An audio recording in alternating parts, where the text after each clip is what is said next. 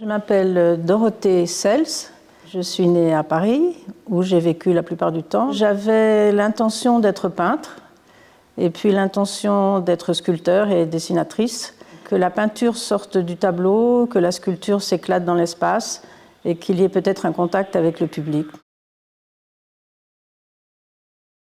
J'ai eu envie de m'approprier, si je puis dire dans le bon sens du terme, la nourriture. En fait, le eat art, l'expression revient vraiment à Daniel Spoerry. Justement, que le comestible puisse être humé, goûté, partagé et soit aussi un élément créatif et artistique.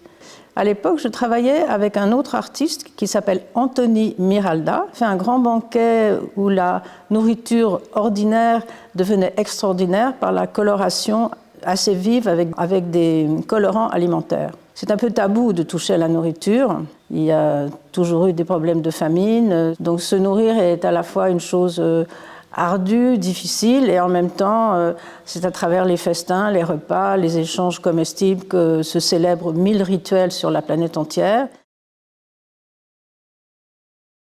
Alors l'œuvre qui est derrière moi s'intitule tout simplement Table. Elle a été faite dans le cadre d'une exposition en 1987 au Musée des Arts Décoratifs de Lausanne.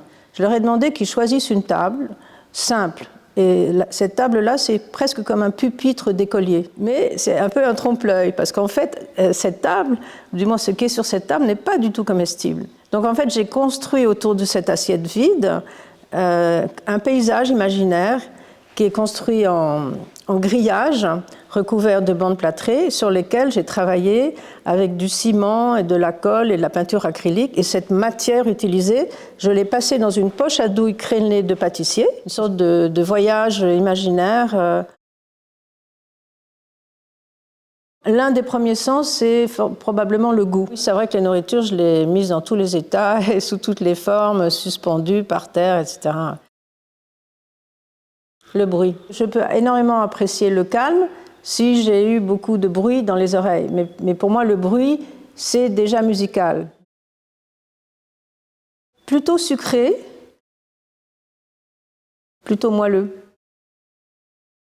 Iodé. Plutôt chaude. Si j'ai une attirance pour les couleurs vives,